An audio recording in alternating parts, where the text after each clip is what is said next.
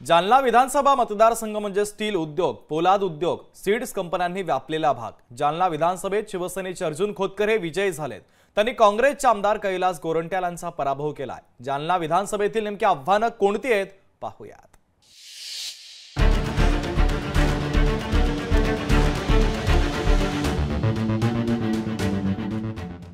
जालना विधानसभेत अर्जुन खोतकर यांनी काँग्रेसचे आमदार कैलास गोरंट्याल यांचा पराभव केलाय।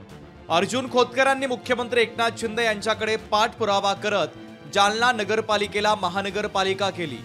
यासह अन्य शहरात विकास कामं केली आणि याच मुद्द्यावर अर्जुन खोतकर यांनी कैलास गोरंट्याल यांचा पराभव केलाय। तर सध्या जालना विधानसभा मतदारसंघात आव्हानं नेमकी कोणती आहे तीही पाहूयात। अनेक भागात पाण्याची समस्या कायम आहे। जालन्यातील गुन्हेगारीचं प्रमाण कमी करणं हे एक मोठं आव्हान आहे।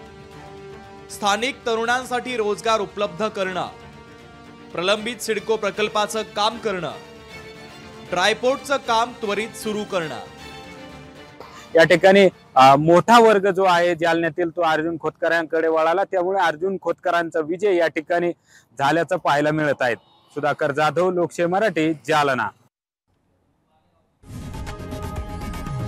लोकशाही मराठी ऐका, पहा, जागरूक रहा।